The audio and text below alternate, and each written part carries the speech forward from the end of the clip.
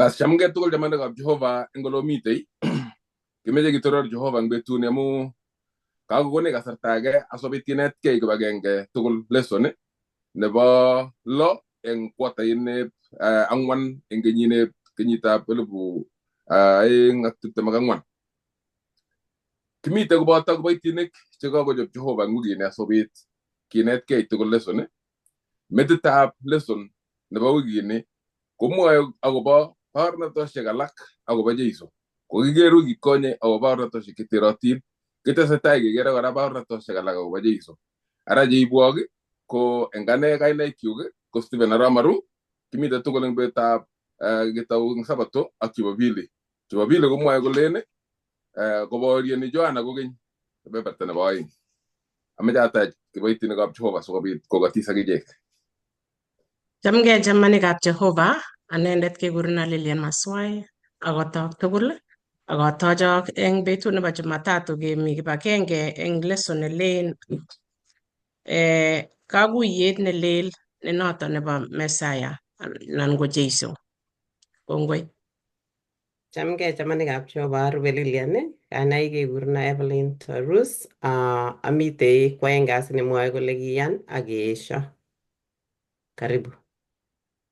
Yeibata notok kone Pastor Arap Ngetik nami kobotoken kosomok kasi neng'olole baornatetab kwanda. Kongoi. Ane ko Pastor Nyalilei ami kong'wan kasi nemwoe kolen baornatet nebo akwet neo otokotin akwek tugul. Kongoi. Bas, ameche kei baraindo nebo saet asobit ketestai kinetkei lesson onge sanyon. Kitororin kamuktaindet Jehova amu boroindo kekonech asobit kinetkei logoiwek chemechen. Kisoin Jehova itebi eng kwenunyo ak ikonech kakuyet nebo orit eng tamirmirieng'ung. Asobit eng kit age tugul nekisomani kosich ole kilejin ngoritab sobonikchok Jehova akowalech kebendat ortinwek tugul. Eng ichek chekosei eng olunwek cheterotin kesome Jehova iratech keeku tugul chebo kabwatet agenge. Asikobit keker akobo yetunet ak nesirei kekiljigei kutwet nekichobwech asikobit nyilakwech yekakiterter boisionikab emoni eng kimnoteng'ung. Amu nitok somenyo eng Jesu netindenyo. Amen. Chamanikab Jehova, metit nebo lesson kawek kimwa ko Baornatosiek alak chebo Jesu. Komwawech eng kitabutab Johana 12:32. Konitoni ko kurget neo nebo kanetab nebo wikini. Komwa kole akekiyuito eng ing'ony amutigei tugul. Ameche iker kityo kurgat inegei ak itebegei ile kamwa ne kurgani ako ng'ololi akobo ng'o ako ng'o neng'ololi. Keker kele chito neng'ololi ko ng'ololi Jesu mwenyewe eng yu komwoe kolen akekiyuito eng ing'ony amutigei tugul. Ng'olole Jesu akobo ng'o? Ng'olole akobo gei. Yae baornatet Jesu akobo gei kobartegei kole inendet ko nekikiyo kobun kipsengwet kobun kwanda. Eng yutok keker kele engagami baornatosiek alak chechang chekineti akobo Jesu koteko tugul kobun Jesu inendet akobun biik chekimite ak Jesu akotakache eng betutab rani ko kibaorinik chekibaoriani akobo tuguk cheechen. Kale mamwa Jesu kityo akobo tuguk chebo kwong'ut akobo gei. Mamwa kityo akobo ng'o inendet. Mamwa kityo akobo kele ng'o nekiyo. Lakini kitestai koyai kwong'utik akotestai koyai kabarunoik cheechen. Chechutok tugul ko baornatet neiboru kole Jesu ko ng'o.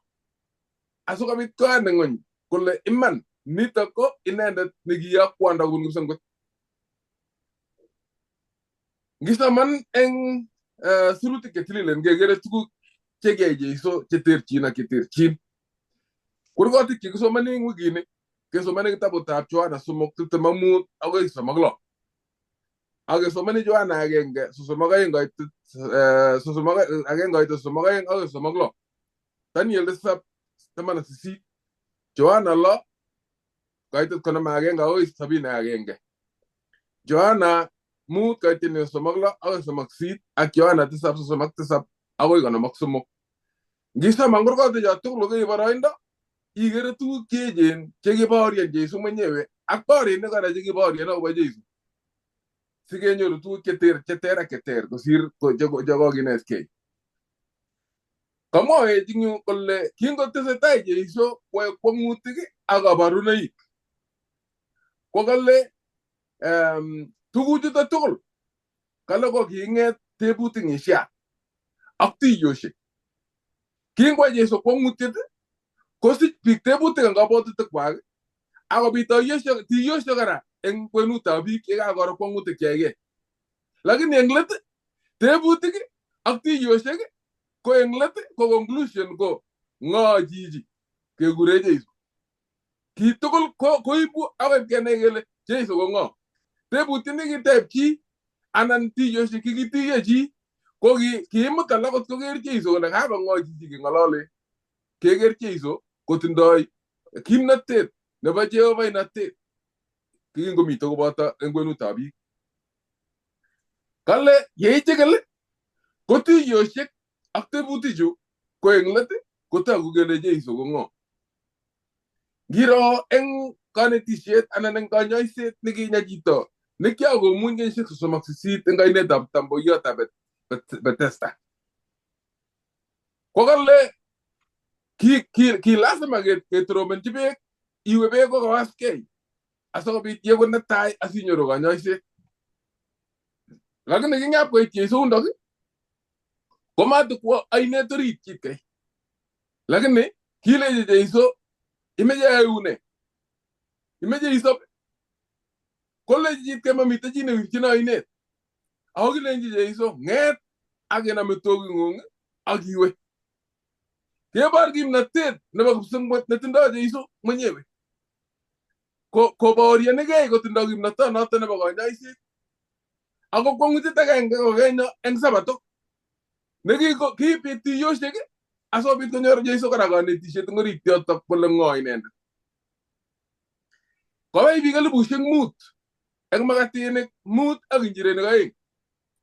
Ak ingapkwa betut nerubei eng akot bitonin kobwa tuyoshek chekisubi inendet. Kingapkwa ng'alale Jesu ng'olyondoni kokakobai kiboitinichu kole makatiat nebo sobon. Kobit tiyoshek kole imukto ng'ene kokonech bortonyi chichi keam. Kaekundano chichi makatiat. Ko kekere borinik tiyoshek kitiyo biik lakini eng let tiyoshek chuto koborwech kele ng'o Jesu eng achek. Ameche kesoma kitabutab Yohana 7:1. Kitabutab Yohana 7:1 komwoe ng'olyo neuni kale ameche ketaune asom. Kale kicheng anyun bichotok konam inendet amanamchi inendet amu kitom koit betunyi. Ak kiyan inendet chechang chebo tuyet ak kile yenyo Kristo kotos yai kabarunoik chesire cho koyae chichi. Ngong'ololi kolen tos yai kabarunoik chesire cho koyae chichi ko koyae chichi inendet nenito ko Jesu. Yani kakeker kwong'utik ak kiyan biik inendet amu kiyai kwong'utik cheechen chemakobwoti kotokobit chekene tokomuchi kwai chesire chutochu. Eng nitok ko baornatetab kutitab bicho ko kibaoriani Jesu kole mamite ake nesire inendet amu kwong'utik chekakwai ak tuguk cheechen chekikiker eng baornatosiek chikiyai Jesu. Eng yutok chamanekab Jehova kenai kele kaka tuguk chekiyai Jesu kibaorian akobagei ak eng baornatosiek chutok ko kimuch kobaorian kiboitinik akot Johana, kimuch kobaorian kiboitinik akot Filipo komwochi Nathaniel, kimuch kobaorian Andrew ak Peter ak kiboitinik alak chekibaorian akobo Jesu. Ichek inendet nekikisob eng kainetab Bethesda ko kilabat akomwaita akobo Jesu. Inendet nekikinaka beekab sobon kokikokinet eng wikit konye kobo koriot nekimito ainet ko kilabat akomwaita akobo Jesu koek baoriat. eng yutok keker tuguk cheechen chekiyai Jesu eng baornatenyi. Ngebe betutab Jumapili kekerei akobo kobaoriani Johana kora kokeny. Nitoni ko ng'alale kaminginetab kei nebo sobondo.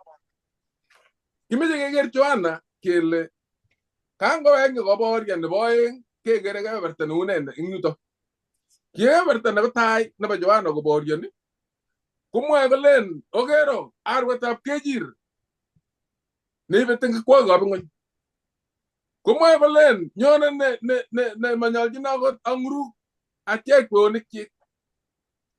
Komwoe kolen a kutitab chi neititen eng surkwen olitit ortinwek kolobunoti.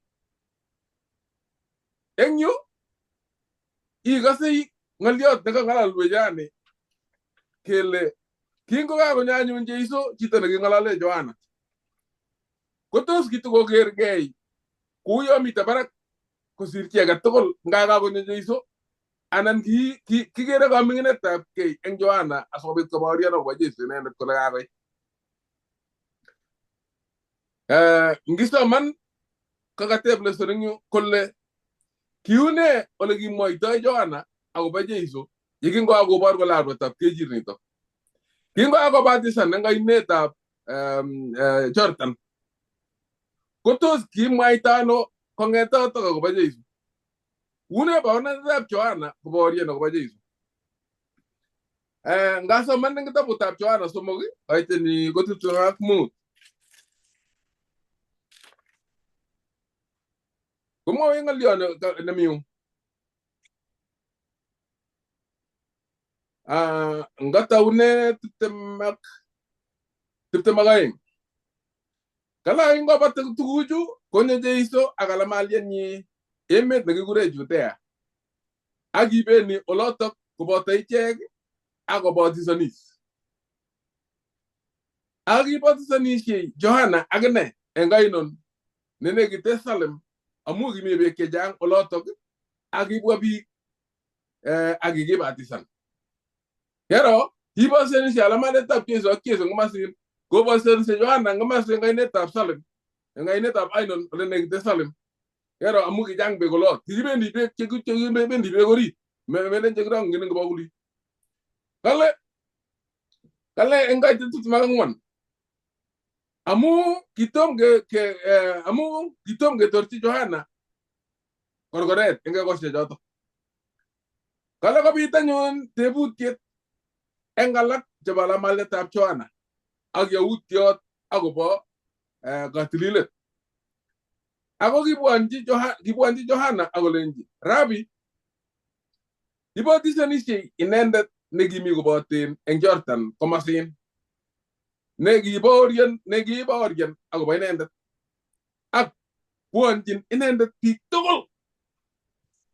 Nitoni kong'alale alamalioneb Johana kong'alale Jeiso kole Johana ngotisis inendet nekibaorian akobo inendet kobatisonisye komasin akine, lakini kwong'utiet agenge kobwanjin biik tugul. Ngikas ng'alalenab alamaliani kotindoi ng'etkong kokanyor kachutet neo Jeiso kole kitindoi icheket kachutet eng ekosiek kikitom kotoi Jeiso boisienyi. Kokasich ng'etkong kokakokimit Jeiso kosir Johana. Kakochut bororiet tugul kotko makomi chi nenyone komaseb Johana kakeba komostab Jeiso oindo. Komwochi alamaliet Johana kolechi kerasi kakochut biik tugul chitkinye king'ololi. Tos kitakta ano ng'olyondoni Johana? Tos kisapoten ng'olyondonito kole oye kakebeku anan ongero kito nekiyai asite kobit kotekewinen akichek kotekichutu sobonwek kobwa komasinyo? Tos kiipto ano Johana ng'olyondoni? Ikase ngoitini ko 25 neno ko 26 ko 27 kowol Johana kole makoi imuch chi kotach ki ngomakikochi kipsengwet. Kowol chi alamalchenyi kolechi okase amwowok makoi imuch kotach chi ngotko mabunu kipsengwet. Kaitet 28 kiobaorianchino akweket ole kiamwa ale ma Kristo ako olen kikiyokwo andoune inendet. Kole Johanna obarenik kyuk kokotakokwek ala malian nenyuni. Ongon ole kiamwowok ak kiamwochi bororiet ale ma Kristo inendet. Lakini kikiyokwo andoune Jesu, andoune Kristo. Eng notok komwa kole sandet inendet netinye mureret ako baibai mising chorwetab sandet. Kit neo ni kabisa. Kale sandet inendet netinye mureret ako baibai chorwetab sandet. Kocham kitunishe kila komitei sandet ako mi mureret ako mi chorwetab sandet netononchin sandet. Cham kabaro certificate nenyunet nebo katunisiet. Agere kainaikab choronok kyuk chekikasainen certificate nemi akoi rani. Ngikoitoti ak kyoe certificate ole kimeche kele okon certificate. Ko kyono naro komi kainetab chorwet kinyo. Lakini mami katunisioni nyo. Lakini baibai amu katunisiet nekiyai. Nikiborien kotunike biik aeng'u. Ara maru ak kwondonyi ako soiwech kole ingoi katunisiet ngwong nebo akoi. Ng'alale Johanna eng yu akobo kaniset. Ng'alale akobo sandet ne Kristo. Ko mureret ko kaniset. Komwa kole baibai inendet kale sandet neto nenyonei kale nyone sandet kunyone komutyinkei murerenyi. Baibai inendet kale magon nereng'net anan magon ng'etkong Johanna kong'alale akobo Jesu. Lani kebor baibayenyi neo yekerei kotesetai Jesu eng boisiet nekikinyonji ako nekibaorien inendet kole nyone akinye kwai. Eng notok kibaoriat kichopchin oret ak yekakechopchi oret kosainan akotoi Jesu boisienyi akonam mureret ne notok kaniset asikobit kosor kaniset ne inendet ko sandenyi. Amesto kotes kanetik yotok kora kofafanwan mising. Lakini eng yu kekitorei komwa as kole isuldaat anyun boiboiyenyu yekerei sandet komite ak mureret. Ki boisietab Johanna notok kotuiyo sandet ak mureret akoek boiboiyenyi koker chemite tuwai kibagenge akosuldae boisiet Jesu nekikiyokyi. Kale kaitini sosomu kale nyoljin inendet kweet nematiny kweet kale nyoljin inendet kweet nematiny ako aming'initu. Ker kaming'inetab kei nebo Johanna. Kale ijala maliet okase nyoljin inendet kweet nematiny amu inendet ko sandet. Akwa inendet awendi aming'initu. Kale o inendet nebunu barak kosir tugul. Kobaorien Johanna kokeny kole nitoni ko inendet nebunu barak ako kosir tugul. Akachek chekibo ng'ony chebo kipsengwet kobo kipsengwet. Boiboiyetab Johanna nitok yekere Jesu kotesetai koetu koikemwa inendet akosuldae boisiet nekinyonji nekikiyok koyok kwanda konyo kosor ng'ony. Ame idi netesei anan ko netebei eng betusiek tuwai asiketach mwalimu nerube.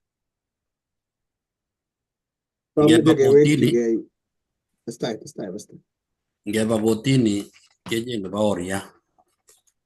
Chi age tugul nekawo kotini kemwoe church okiliot neo komi okiliot nelen atindoi baoriat. Kitebe kele otindoi baoriat kole atindoi baoriat yinyone kotindoi ng'oliot agenge mwoe kolen kioker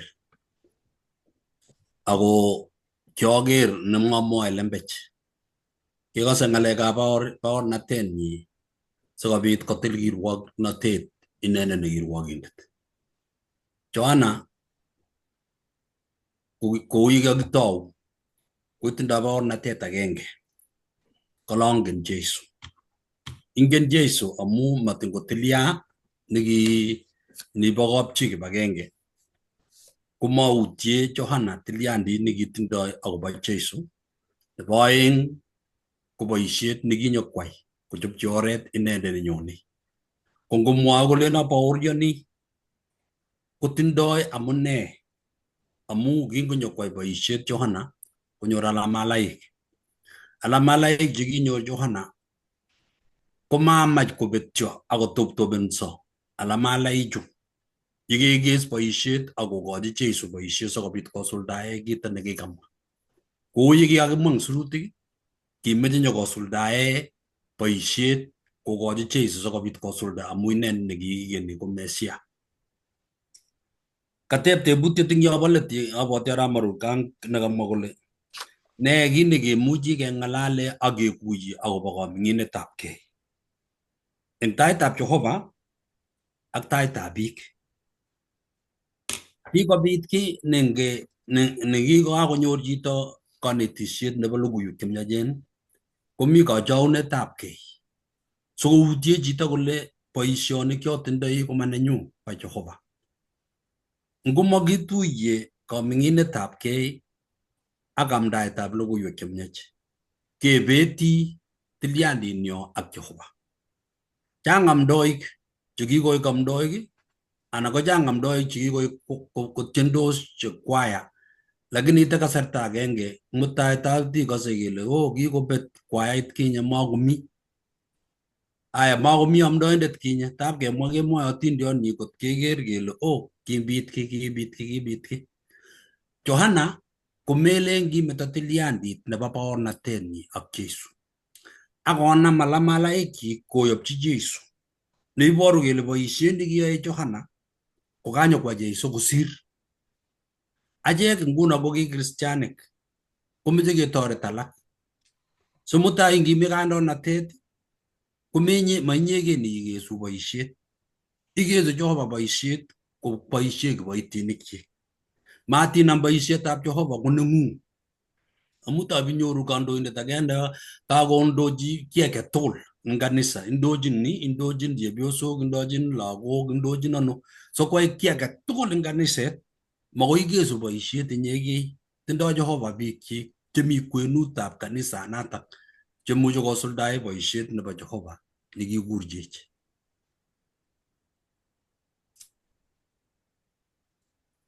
Pametab kesutyole. Kuya kamwa pastor. Kole atkan kora sikemoche baorinik kokutini.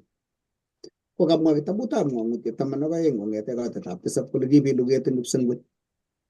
Kang'et Mikael ko kabit luget nekaking'any. Noto mona kole kiwo kobargei Mikael ak bunyot maswetik ak lugosiekyi.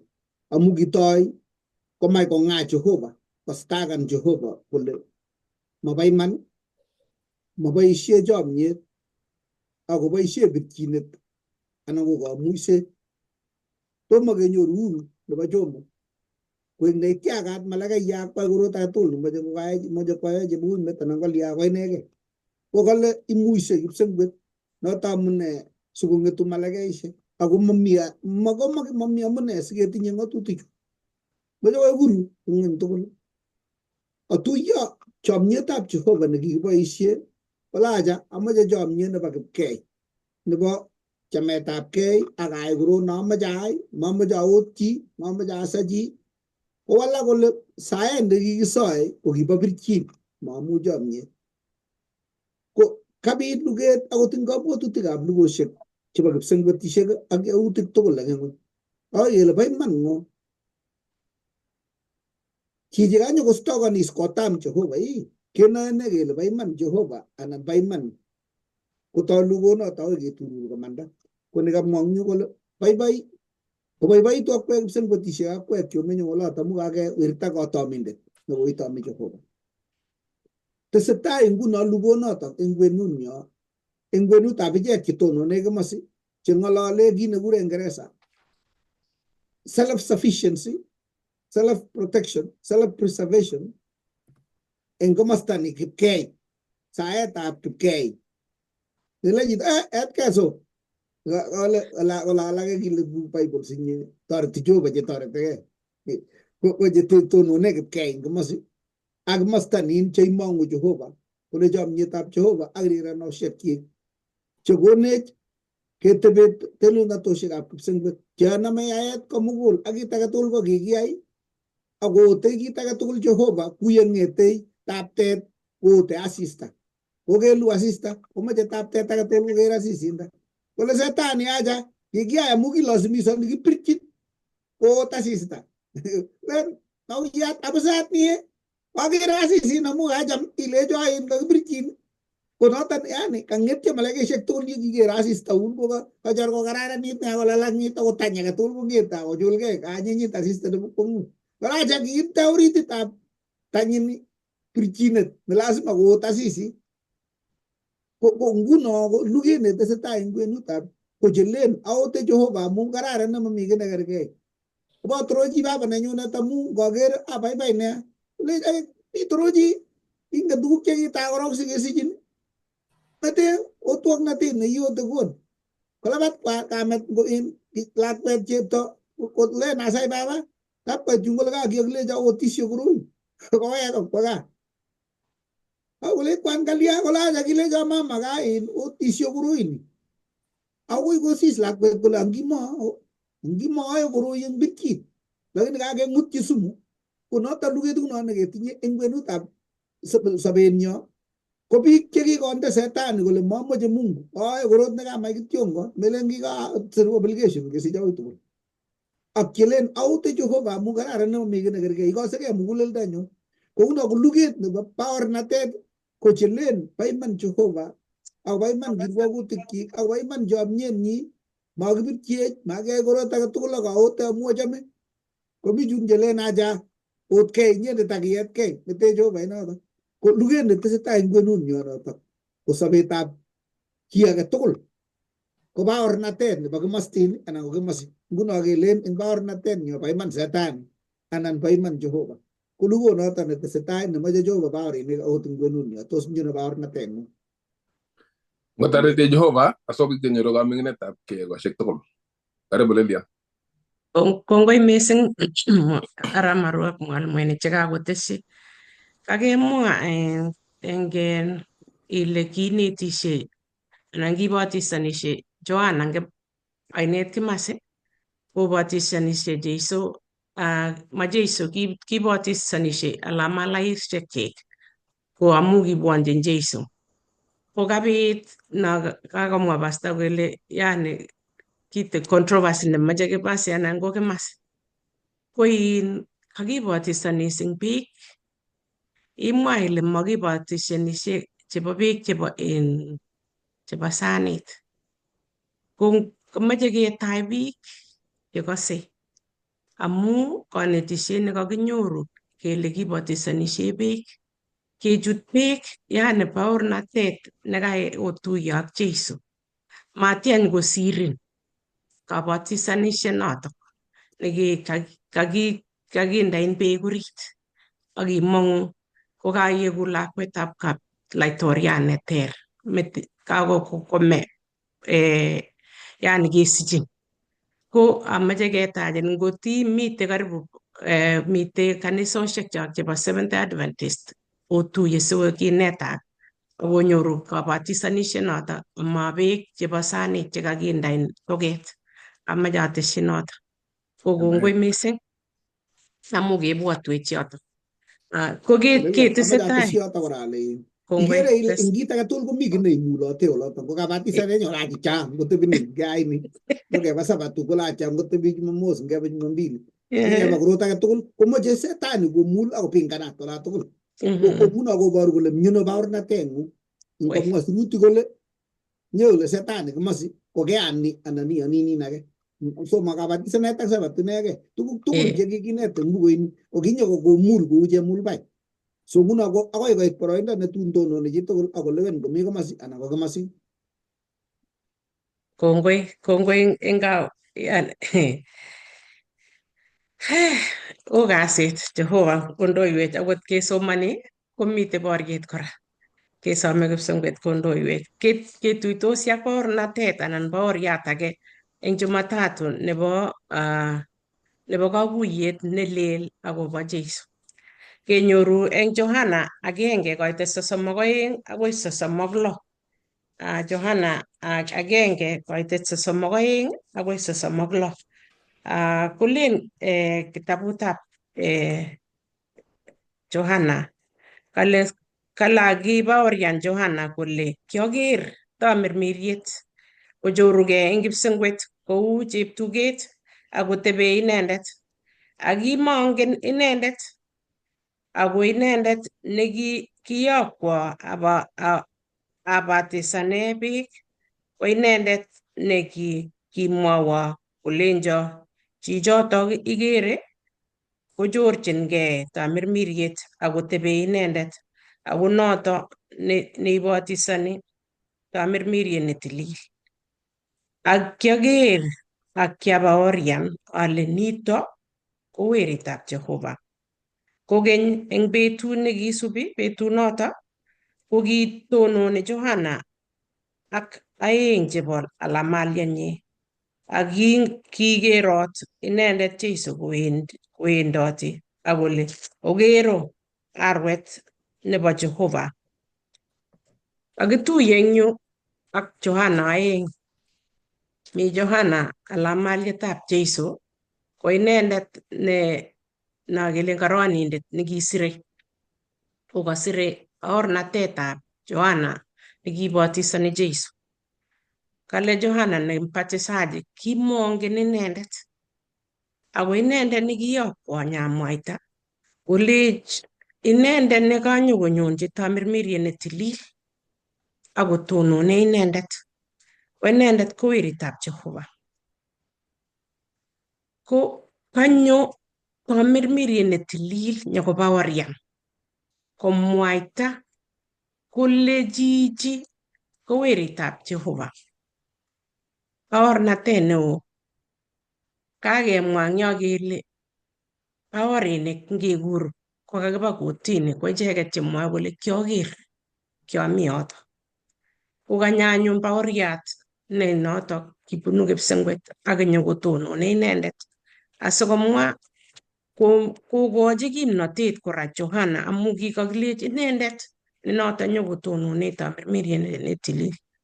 Konyokomwa anyun Johana kole ki eng betut nerube kowendi kole okero inendet ko arwet ne noto ne Jesu nekanyokowendi kinyone akoi koit kikartat inendet asikobit kosor biik tugul icheket cheiyoni.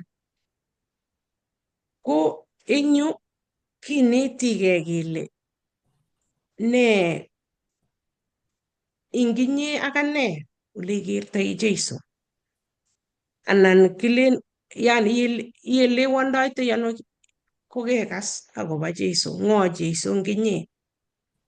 Kekas kele kinyo tamirmiriet netilil akonyokobaorian.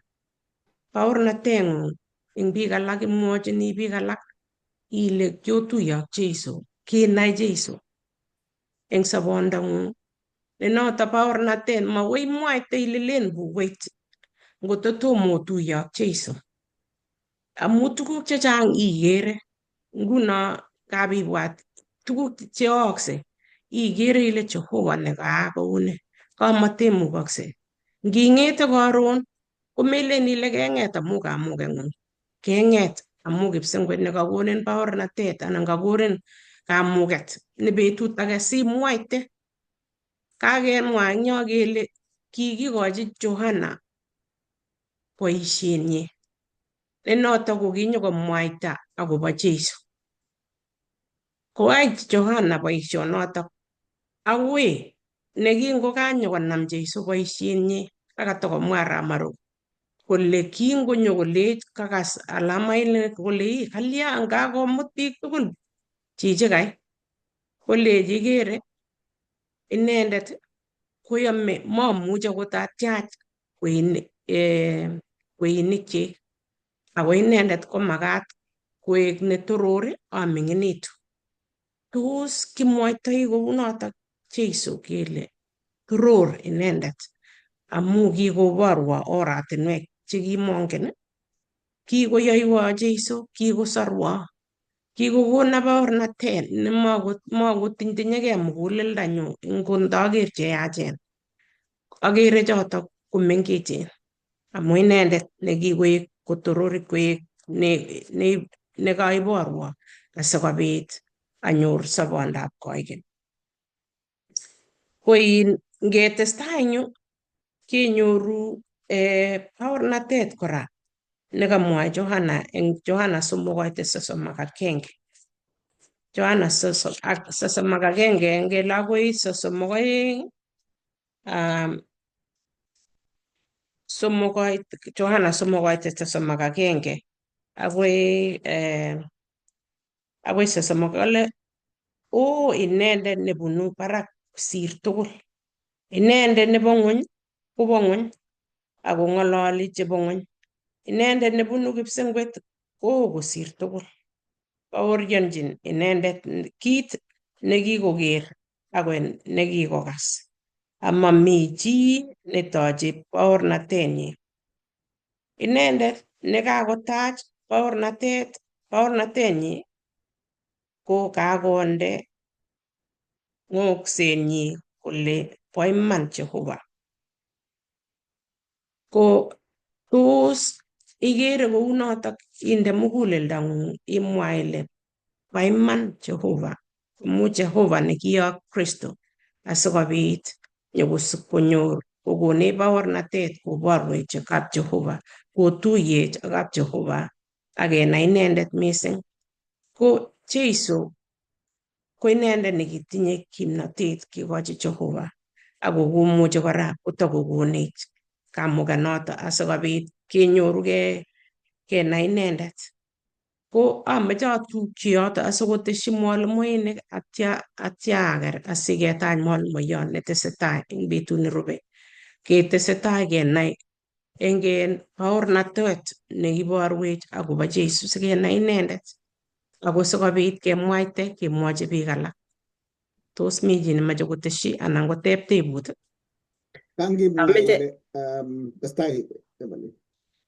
Okay. Kameche ateb eng yo lesson chekikosirto kikinetkei ak kikinai kele Johana ak Jesu ko ki cousins. Kitupcho kametwagik. Ko eng yu kakomwa Johana kole eng yu akosire eng Turkana kole kimongen. Ak kikimwochi kelechi inendet neikere kochorchinkei tamirmiriet amu inendet kikimwochi kelechi ibatisanishe beek. Ko inendet nechorchinkei tamirmiriet ko noto netun ibatisanishe eng tamirmiriet. Komwa eng yoto Johana kole kimongen inendet. Tos kimukongen kole kitupcho? Tat koek tebutienyu noto. Ngokere ko ngowolu eng yoto kimanai inendet komie koek Mesia ne weritab Jehova. Ako ngap komi yeinoe eng naet niton, lakini iwendi kot kolung'uny kayanet nengilen ile amu kingonyone kolen kutitab inendet netun ititen eng wang'atet kolen ochop ortinwekwok. Lakini komi yo kotakas koyokto chun kolangi inyendet ake anan takiken ake amu kingoneti Johana kong'olole kotokotinye kabwatutiet nekobo tai noto amune kang'olole Lilian kakuyet nelel nebo Mesia. Ko chemulbait kai ang nyoker setani kole matakomuch koesio biik kole acha kile Jehova ayaku maotiot ako maotiot anyun nekim kabisa mokoriotab mokorek nenyokonome romanichu akotui atyo kotebe ngoroktab siarik kokoib kebeberta agenge kityo nekibo maunotetab Jesu sikometo nin sikeesio Jesu kele acha kole bunu Nazaret mami kii nebunu Nazaret akije kimoche chito murnet chepkikenit nengonyo kabisa kekose kele kanyo kotoretech sikomas kabwatutik moesio kole manyone Jesu lakini moche komas kole nyone nekim keesio na inendet akele ngotakiken ake.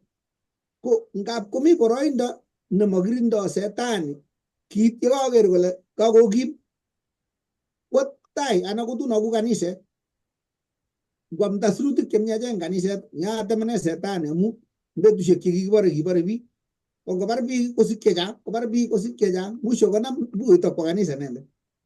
Ngakwa kanisa bas koib kaniset kityo ole kikesubu akong'et koboisie Constantino koek kaniset version newendi tugul kanisa lakini makeki koranda koba olindo akoba nebo sukuti we nebo ne korota tugul ipkoe confusion kanisa okay ko kakoker kole ngap nyit kebaret kinye ko chit chechang kongenam sukutit akinakwo bas mep kolungunye lotok koek to obsese kole ndio kaacham niten ko yemaimuch setani kokirinda kochut orit akipkotangul chokinik ing ko nguno kanyou akinyokoya kole nyone Mesia lakini nyone anyun mele bunu Samarin olimbo Nazaret tononeu konoto amune kiyai kowek kokeny Jehova kakuyet nekibo Mesia na inendet kele nyone konyolili kuyemwoe eng kitabutab Isaya tatya tun kakotar baunatoni akotar tengek ak ng'okisto ak ne nyokobaunis koek laitoriat kokakokeskei betusiek chebo duket ako kakesar chetililen ko notok boisie setani oret nebo ng'omnot asikobit komuch kowal sirutik chemyachen imuchi maesio lakini kotangul chokinik ngurip Kameche atesyi ng'oliot agenge kora. Kale naker Joanna kora ak Jesu. Ko biik chekibo siritiet agenge. Ako maajabu agenge kingotou Jesu ministry nenyi kitou ko kenyisiek 27. Ko ngile niro ko kakiship kotoi Joanna mait kenyisiek 27 kotorok inendet mwenyewe kong'alale akobo Jesu. Kakiyai boisiet bichu ko vijana chemengechen. Ngap kotinye cherset kijanaek akichek komeche kwai boisiet nekikikurchi. Amune tebutyo nekateben Evelyn ko keborwo ane aker ale anga kiboisie Joanna eng kayanet. Anga boisietab Joanna kobo kayanet, kebor kayanet kimukongen for sure kole newendi ng'alale ko Jesu. Lakini kikikochi kelechi tundero nakanyo cheptuket kotonone inendet inai ile nitoni nakyang'alale nekyalechin chepchi oret. Nguna ingole na achi neititen eng surkwen achepchi ale tetartumwek kwa koba ine nenyone ko mengen akot kole ng'o nenyone lakini eng kayanet kongen kole mi chito neyoku kisengwet nenyone nenyokoetu kosir inendet. Aking'ap koborchi Jesu anyo komwochi tuguk cheiboru ko king'ap ko confirman konai kole inendet nitok ako larwetab kechiras nitok nebete ng'ektob chitugul. So keborwech kele kimukomwoe kongen kole anam na ng'alale lakini ingele ngap komi ng'olyo neking'olole kele kaking'omu ake kakingen kele anam anje kaking'omu lakini kimokong'omu kieng iman ko kiboisie kayanet kitiegei kipsengwet kotaret ang kipsengwet akoi kobor chito ne inet eng notok kikure akichek ketiegei kayanet ketiegei kipsengwet akebaorian akobo imanit nemite eng sirutik chetililen kongoi konoto nekameche ates. Netates kora ale kangesoman eng 29 tebutyo no tindoi tuguk chechang kongoi eng tebutyo no keteb. Eng 29 kashokotaune Johana koker Jesu kole ak eng betut nekisubi notok koker Johana Jesu konyonjin akole okero arwet nebo Jehova neibe chalwogikab ng'ony chalwoktab ng'ony. Ikere kashokotoi komwa kole okero matikotindoi tilyandi ko murenik chekibwa kibagenge ko chito nekishokoyoktoi Johana kwo ong'atet komelen ko Jesu chi Jehova kosubkei ak sirutik chetililen. Ipkochob oret nebo Jesu matin ko kitupchenyi ako kitindoi tilyandi nebo korotik. Akingoendi Johana surkwen ipkomwoitoi akobo Jesu konotok kanyokomwa nesosome agenge kale akimongen inendet nolen biikab Kingereza past present tense amu kale kimongen inendet yani kawek let akoi betut nebo sikisiet kele kinkakesich lakwani ko kimongen ale angatindoi baornatet age kosir tilyandinyo nebo gaa. Amu achek chekitindoi tilyandit nebo gaa komatupchenyu kongebe kelen alen Johana komatupchenyu Jesu komachutwech kale kimongen inendet matingisomani sirutik. Akakomwa kora kole okero arwetab kechir nebo Jehova neibete ng'ekwogikab ng'ony. Ko mwaetab Johana eng kutit komwoe iman neingen. Nebo aeng tanyu koker kokeny kolachicha ngomayome kityo koek arwetab kechir inegei. Ango nitok nikikimwa eng sirutik kele Mesia. Neiboru kole kende nguno Johana tikongwenik ing'ony mising sikobit konaak kele ni weritab Jehova kikiyomis inendet netungienye sokosor ng'ony komugul. Baornatet neuni ko makoi tumtumin ye kanyor baornatet neuni ing muguleldong'ung ingen ile ingen chito nekiyan. Kone kabisa nito kenai kele kayanetab Johana kesome Jehova kotoretech kenyor kayanet neu noto. Nemuchi kolumdech betut nekakoistogei choronok ak tupchosiek makoyoni ng'alek chebo Jehova. Itelele yotok amu kikukurin Jehova akomakchinin iyai nemie. Ko ngomwa kolen mangen ko kile ing kabwatutikab chitondit, kamwa ing nabo chitondit kole kimongen inendet ale anga werit keny. Akashe komwa sinyen ko mwaani kai nguno kanyo kourit mising kole kimongen ale anga isuldoe Jehova baornatet anendet ko kiboityo nekishawe. Nito nguno keborwech kele anga melenjenge Jehova biik cheloen, chengin Jehova inyendet ieku baoriat. Ako ieku baoriat ing yotok imi. Ango mesuldae baornatanatak komutu Jehova chito age nyokosuldae baornatengung. Ngotesi ng'olyon kakaketebe uto wekeny. Mi kit neinetech ang ng'olyondo komwa amu kitestai koet betut age tugul. Kong'ete kokotoi kwamda kotesetai naenyi akoloitu kayanenyi kolumdookse kosir. Imuch kinyo kanisa amu ki chi nekibanani kotun kobwa kaniset nyokwai boisionyo kole kebutun beek kebain kilokseun akole mieit kanisani ngowak ine. Itotsikitil ngotililen bichu kilochake komie oye ngomae alsiati akine. Aya anan ko kiker lakwa ile oye lakwani mocho kanisani asopchi mutiet amana. Ko ole kinyonunde komami ng'ala. Lakini ngot kometu katugul sing'etu ile to makiyat akinye ngokere onam tukunanum kamae kanisani. Keng'etu ng'yoto akele makiyai sinye koketech akot paraton koketech sukulit age sipitalit. Kowe kityo chekitepche kunya kele oye wal anyunanum karit nekararan chepyoset nyi kelach keran kyai. Ko kityo cheking'olole siasa chebo lakini machutei kowendi orit naenyo nebo Jehova. Nako ndatokobitu kibriangot kele osirke eng kanisa ilache cha kionjo kaniset kenye amanda. Lakini ngot kotestai kolumdaat lumeiwek chebo kayaneng'ung komatiny mutai kawalak kit age tugul anan komong chito age nyokotoi nekabanamia kole kotoi kwamdaat bile ngakurmit chit kwamda ilach to tinye ne ako nawe ko amu malumda kayaneng'ung ing'etu kityo atkinye tun kaitun lakwet kinye botebi twai le to kakicheze lembe kyalen sabot ngobet kanisanato anan kinyo kotilin age koibenen age ile akotun age ngoteptawe kole kyomi. Ko ne nekimutut komaya lakini tos tesetai kayaneng'ung koetu kotugul kotinai Jesu iman. Noto amune kimwa bicho kibo Samaria kole acha makiyani anyun amu tuguk chekemwowe konye kekerchike acheke. Kongoi amu kimwowe lakini kongoi lakini konye kenas mising kosir yo. Tos eng kenyisiek chekitebe kanisani ko kinyinai Jesu kosir anan taimi kit nekikemutun atkinye ngo kibek chekekiramun ngo kingor nekikonin chi ngo kine tos konyo kosir yoto inai Jesu inendet nenda mutai pelukyinin chito nekikonin bek ilen acha kongoi amu kikona bechata lakini konyanai Jesu kosir. Kongoi mising eng kanetisiet. Kangeng'ololi kokabwat alechike Johana kokietyin ak Jesu kinaige akot komite mootinwekab kametusiekwak.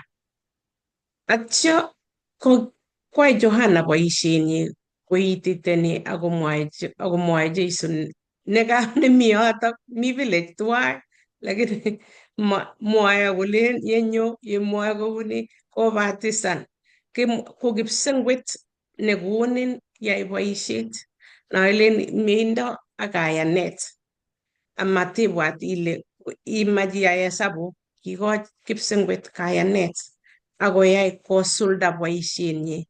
Yani nailen run the race, labateng'ung. Yekakoit yeibikoitoi baton sikolabat chito age akobek yoto neng'ung'et ko kongoi eng amu kamuget nekaitar boisieng'ung. Melabat iit katikati imete moikoite baton sikolabat chito age.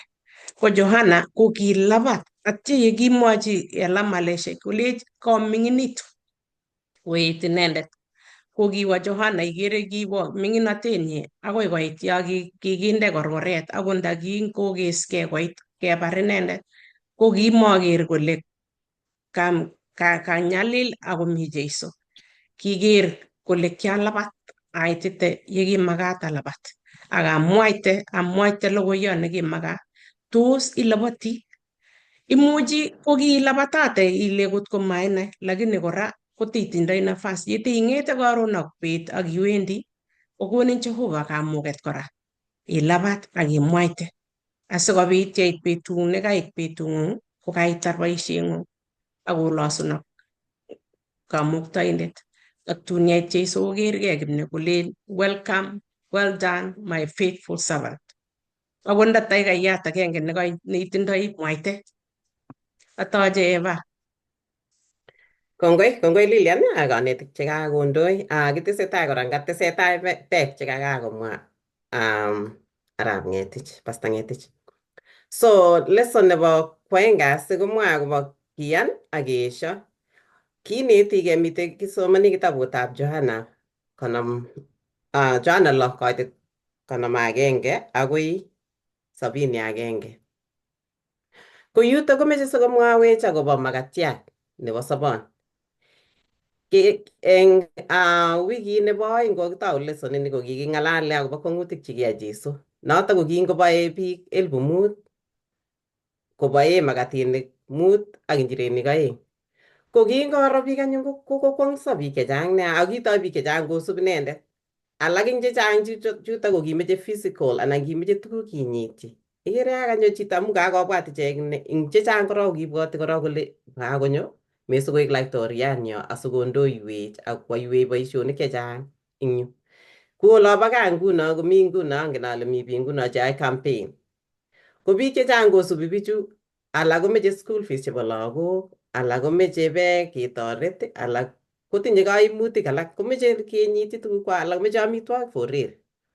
So ko kingokakobai Jesu bichu 5,000 ko kimite ak alamalaikchik 12 ako kimi alamalaik alake chekisubi inendet ak biik chechang chekibwa anyun kakoro kwong'utik chekakwa Jesu.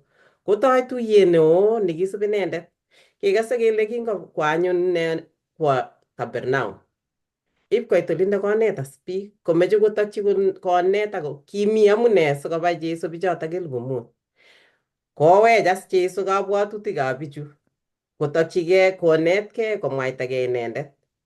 Komwochi kolechi makatiatab sobon. Ako ngisoman eng kitabut nato kurgetab Johana 6 koitosiek chotok kamwaun 51 akoi 71 ko isisomanchigei amu kurget nekoi mising. Ko kimeche koib kabwatutikab bichu Jesu akoborchi kolenji makatiatab sobondo kaikeny. Kimeche konet icheket konet tuyet konai kole kokuyo kole inendet koma provide kityo anan komakonu kityo physical things anan kokochin tuguk cheu makatinik, tuguk chebetos chebeku. Ako kimeche koborchi kole makatiat nengwam chi komakwame rubet. Ngesoman lakini ko kiker eng yoto kole ango bichu kosubwo kityo lakini kimeche koborchi kolech the cost kai deciden inemugei ile kesub Jesu man kou ne ako meche konai bichoto kole une. Eng yoto kora ngatilda korok eng yoto Johana 6:26 ko kale kiwolchi Jesu ichek kolenji amwowok iman ale ocheng'o maamu koker kabarunoik ako amu koam makatinik akobiyongse. So ko kingobiyongso kosub kol alake komeche amitwogik. Ko alak eng chotok ko kibwoti kole yeik laitoriat komakinyoru akichek boisionik kepcheiwech boisionik. Lakini ko kimeche Jesu komwochi icheket kakuyetab makatiat. Ko ngameche kesoman kidogo tung yoto kaitet 51 eng yoto ak ketestai eng yo chekang'et isomanchigei. Kaitet 51 kala makatiat nesobei nekichorgei eng kipsengwet. Ngwam chi age tugul makatiandani kosobei koigeny. Ak bortonyu makatiat nakoitoi akobo sobondo nebo ng'ony. Kiboryo anyun yautik ichegei kole imuktoi ano chichi kokonech bortonyi keam. Kolenji Jesu ichek amwowok iman ale ngotko moam bortab weritab chi akoee korotikchik komotinye sobondo eng oring'wong. So kingomwochi Jesu kunoto kobwat bichu kole imuktoito ano ne tuguchu mwoe chichi. Ko kingokas bichoto konach biik chechang kole maimukoksei ng'alechu. Ko kikase kele king taikai nekingotestai komwochin Jesu kolechi akot korotikyuk koee ak bortonyu keame. Ko kiteken bichotok literal kuo kiame bortab Jesu man. Kole kimuktoito ano. Kotoi biik alake koistogei akometo Jesu eng yotok. Kole ngomatokoek laitoriat kakibwoti kele wendi asikokonech boisionik anan koiwech tuguk alak chekakimokchinigei. Ko kingotoi bichotok kowechgei kidogo kometo Jesu kasubik alake, kokuskong Jesu akoker alamalaikchik akolenji ara moche obe akokwek komwese. Ko kiwolchi Petero. Ngesoman eng kaitet ketilda eng yoto sisomanchigei. Kiwolchi Petero kaitet kesoman eng kaitet 66. Kale komwa yoto kole koboi yoto kochuchuigei chechang chebo alamalienyi amatakobendat ak inendet. Kilenji anyun Jesu chotok 12 obendi ak akwek. Kowolchi anyun Simon Petero kolenji kiptayandani kibendi ole mi ng'o? Itinye ng'alek chebo sobondab koigeny. Akikiyan akingen kele ii netilil nebo Jehova. Kowolchi Jesu ichek kolenji kimalewenok 12 ak oindet age eng okwek. So kakotambuan ikere eng yu kakomwaitagei Jesu kamoche koelezangei Jesu akomwa kole une kokaichuseni ieku kasubin nebo Jesu. Ko yekakoistogei bichu kotieme Jesu komwochi akobo bortonyi ak korotikchik. Ko kingoistogei chun tugul chikinome neng'ing'in. Kingen achek kele eng sobenyo kawaida ketinye biik acquaintance, kitinye biik choronok chemi sang sikomi biik choronok chemi ko. Kekere kele ki alamalaik 12 ko ki choronokab Jesu anan ki close missing.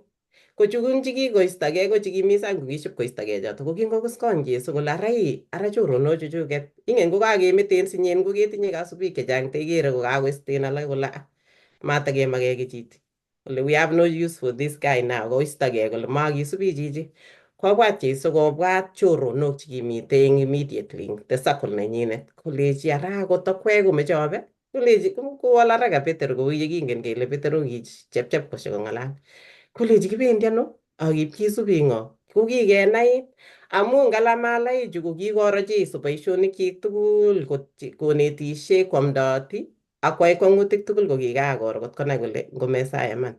Ko komwaitagei Jesu eng yu ko Mesaya ko kingomakokuyo biik chun ole kakoistogei kotestai Jesu komwa eng yoto kora kole kikalewenok lakini kakimite age eng oritini kora kongen. Amoche inai ile kangomi Jesu komi ak kotinye tilyandit nebo close friends. Ko kimi agenge eng yotok nekimeche sikong'wekta Jesu. Notok ko ki Judas. Ko kingomwa eng yotok kole aket yotok kiwolchi Jesu ichek kolenji kimalewenok 12 ak oindet age eng okwek. Ona Jesu kole mi Judas nemesomeche sikong'wekta inendet. Kimwa anyun akobo Judas nebo kap Simeon Iscariot amu ine nekimache kong'wekta inendet neki agenge eng 12. So eng yu ko kakobarwech eng yoto kole Jesu komelen kele ki konu kityongon anan Jesu komelen kityo konu tuguk chekimeche chebo physical. Kimeche konet bichu akobo tuguk chekilokoni chebo kiptamirmir. Kimoko amitwogik kityongon chekimeche koborchi Jesu kole ngokaoamishe omuchi obiyongse eng baet nekabai ak makatinik ak injirenik. Kimeche konai kole mi baet age nebo kiptamirmir ne kokainai Jesu inyoru kalyet, inyoru mieindo ak ibiye koyamin ingen ile yamin Jesu eng tuguk tugul cheimokyinigei eng ing'ony, lakini kimakomuchi kokuiyo biik eng betunoto. Ko chamanikab Jehova, yekaitach Jesu konyo sobondang'ung, kou yekakamwawech Pastor Ng'etich kole imuchi kokinyo kanisa kokiibun mara kikibun beek anan mara kibwa Dorcas nyokotoretin achiker ile ngobo iman bichu.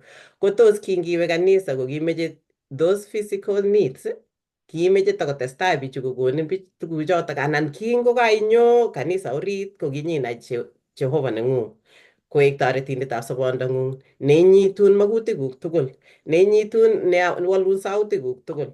Ko tos nee nekinetkei?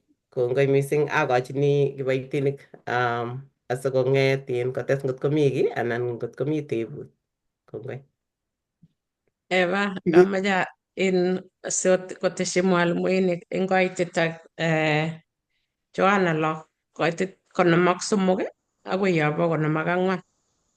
Ko kalechi Jesu anyun ichek amwowok iman ale ngot koam bortab weritab chi akowee korotikchi ko motinye sobondo eng oring'wong. Inendet ne ame bortanyu akowee korotikchu kotinye sobondab koikeny akang'eti inendet eng betutab let. Yani Kingereza talin ew ng'o noame bortab chi Yes. anan iye korotikab chi. Ibwat ile nguni kakicham kisubi chi nekakabetot kamach kobetet necho kakomwaiwech kole keam bortanyi ikere naimi kwong'e biik chakimanda ko akot nguno kotya biik alake chebwone kou ya koeku chemulbai nakakamwa Pastor koleku chemulbai akokonech tuguk kora cheinetech chekiyoe chematokchingei chekamwa ngin koitetab 53 komwa Jesu ko ikere ile ngotko makinetkei kesoman sirutiet asikenai asikenyoru kayanet nemetumtumech tuguk chechang kebetosi ako yekakiyan nemwoe kolen iam bortanyu ak iee korotikchi kolon ng'eti akot inendet eng betutab let. Tos kimi yotok? Kamache ateshi ng'oliondonoto. Lilian ak achek tugul maamu maikuiyo bichu ng'alek cheking'ololi Jesu, lakini eng kabwatutik-kwak ko kimache amisie.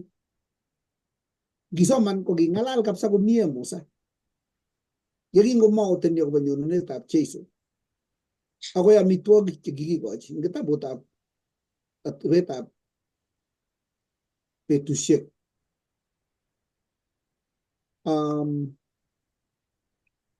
nekibwote ng'atutik 8:3 komwoe kole akiming'inok akokonok kwamak rubet sikobaenak mana chekimainai akot kwanisiekkwok asikobit kokonin inai ile masobe chi eng makatiat inegei anan amdit kityo akosobe eng ng'oliot age tugul nemang'une kutitab Jehova.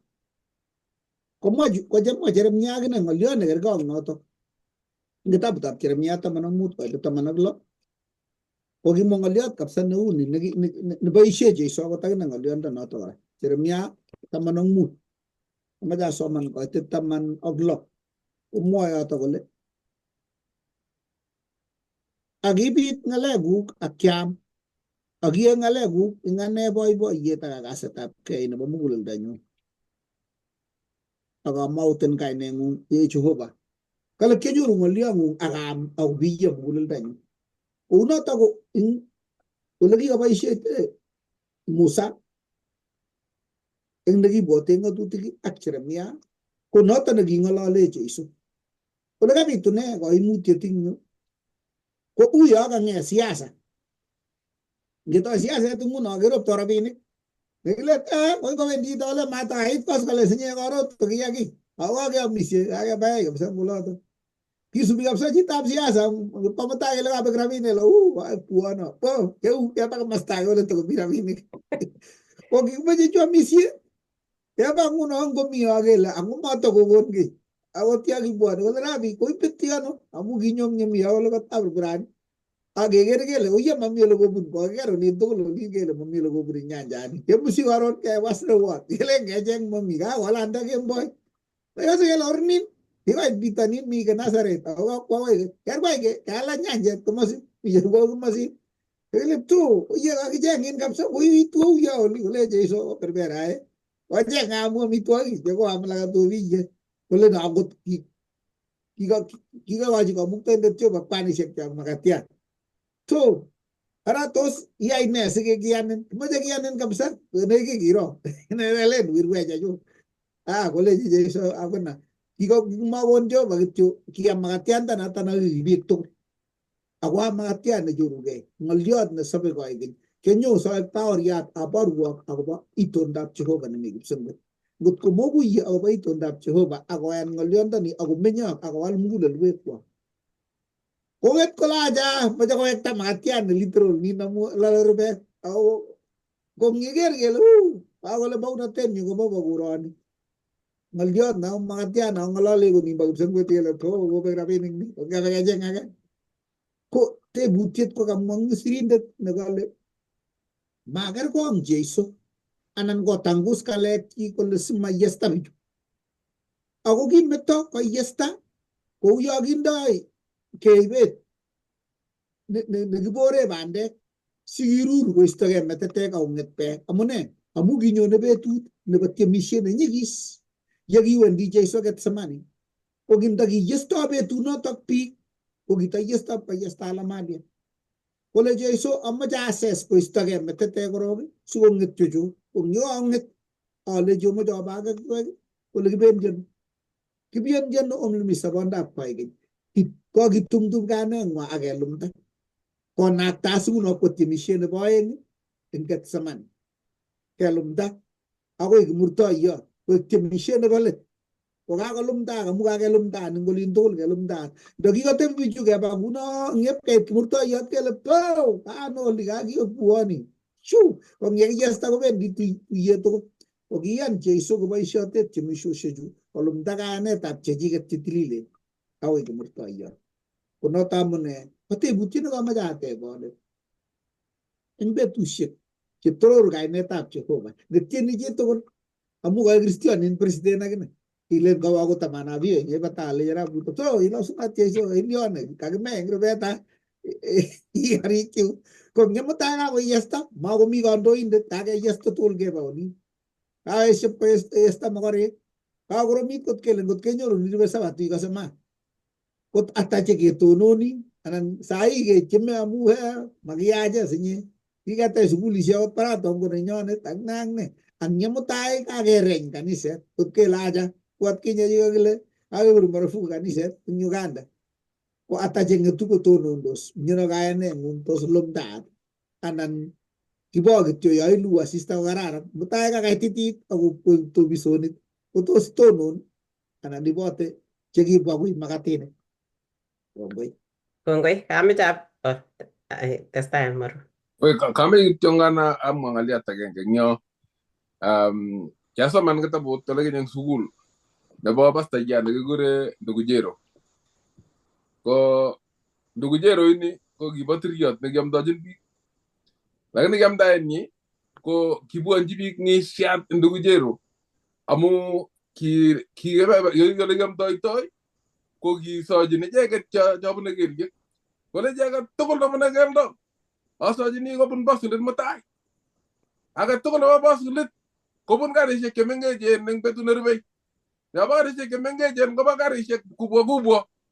Yani kibwonchi biik Ndugujero amu sautikchik chekimakyin biik mokornondit. Kikobit kito nekekure prosperity gospel. amdaet nebo kele asokobit ibor eng tuguk chebo ng'ony. Kaker kong Jeiso ng'olyondoni yekangobwanji biik kokerchi kolenji Jeiso kobwanjo mamu koker tuguk kwai, lakini amu amitwogik che omeche oamishe eng notok omeche mokornondit, omeche kirebo mutai, omeche omokornon. Kikwamda biik ekoshechu kwamdochi biik kongonyoni chito kanisa, komakonyoni chito kanisa amu kanyoni kakotach Jesu. Kanyo chito kanisa asikobit koek mokorjo. Kanyo kanisa asikobit kokerkeit ak kanem netindoi pikipikit. Kole kero anem nendo pikipikit no konyor pikipikit nemu kolia amu kotach Jesu. Kole ameche awo akine kanisa asianyor pikipikit. So konyo kanisa komeche kotach pikipikit amatokonyo kanisa amu meche kotach Jesu. Kurset ne kurse kipsengwet kolen obwanjo akwek tugul mamu asiobor borotetab emoni, lakini kimeche onyoru beek chebo sobon. Kale kebwanji Jeiso mamu tuguk malik kimeche. So kikibwane nana kanisa tebutyo noto neo nemeche ketebege. Kikibwa kekere Jeiso anan kikibwa kekere kemeche kebor tuguk chebo emoni. Kale kikwam koboisie biik ng'olyano kolen iberurin Jehova yeinyo kanisa ra koberurin ng'alekab bananda kobeku kolen sei konyo chito mutai kolen seisto bananda, lakini matokonyo kole asianyor sobon nebo koikeny. Kale kowa kanisa aseisto bananda. Tos kinyo kanisa asiisto bananda anan kinyo kanisa asobeit itach Kristo nesobei akokonin sobondo nebo akoi. Noto nekameche ates. Kongoi, ngawangune kurget ndakakasoman. Nekabo Petro nekamwochin Jesu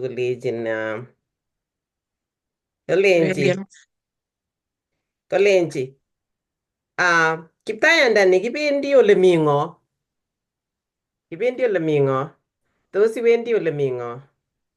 Ya itinye tuguk chemekuitosi, ya iman amu kimaikuiyo bichu kingometo Jesu bichu akopechigei kole matakeyan chichi ng'alekchik chemwowechu akobo keam bortonyi ak korotikchik. Ngebe ko ng'o neiwechini imetoi Jesu atya iwechi ng'o? Amu ngebe imetoi Jesu iwendi kora ole mitei tuguk chemagoi ikuye. Lakini ngilewen Jesu netinye sobondab koikeny akiweny sirutienyi ko inyendet inyitun magutikuk tugul. Inyitun ako yeitinye Jesu koi mokoryo nete physical things chebo baskilit, chebo karit, chebo tuguk tugul, lakini itinye Jesu koi mokoryo eng tuguk tugul amu inendet neinyitin ako konin kalyet. Ak kalyet ko mokornotet neo notok, kalyetab sobondo ak kabwatutik ko mokornotet neo neitinye ko imetoi Jesu siwechi ng'o? Kongoi. Atache mwalmoyot nerube. Kongoi ing kebeberta nebo kosomok kasi keng'olole baornatetab Jehova kwanda. Eng kitabutab Johana 1:1 ko kikitoune kemwa kele kale sirutikab baornatetab Johana kole eng taunet ko kimi ng'olyot ako kimi ng'olyondonotok Jehova ako ki Jehova ng'olyondonotok. Tatyo komwa kora eng koitetab 32-34 kole akinyo tamirmiriet netilil ako baoriat. Kochorgei eng kipsengwet ak kekas tugetab kwanda kole nito ko werinyu chamanenyu abaibai mising inendet. Kokakeker baornatetab kwan, baornatetab tamirmiriet netilil ak baornatet as nguno nebo boisionik chekinyokwa Jesu. Kimeche kewekchigei kele kiune baornatetab kwandanyi. Amu ikere ile ngot ko mabaorian tamirmirietab Jehova mugulelwekyok asikobit koyat dautikab kabwatutikyo komasiko baornatet kityo, mabaorian neame kimoik ak tuguk chekile toye kokiamishe chebige acha amu imuchi kokon chito amitwogik lakini maba iman. Akoi koek baornatetab kwan ak tamirmiriet netilil. Ako tamirmiriet netilil kora komuchi kwo chito pkochibukat kutit au kwerchin kabisa shamba kila barabara shanga la baba shamba la baba kalya baba kila barabara pkochibukat kutit. Atugul tamirmiriet netilil noto. Ko nguno ngot ko tamirmiriet inegei amami kwan obut. Ambut komuchi birtogei chito nebo kwong'ut kile tu kakawek iman absembet iman.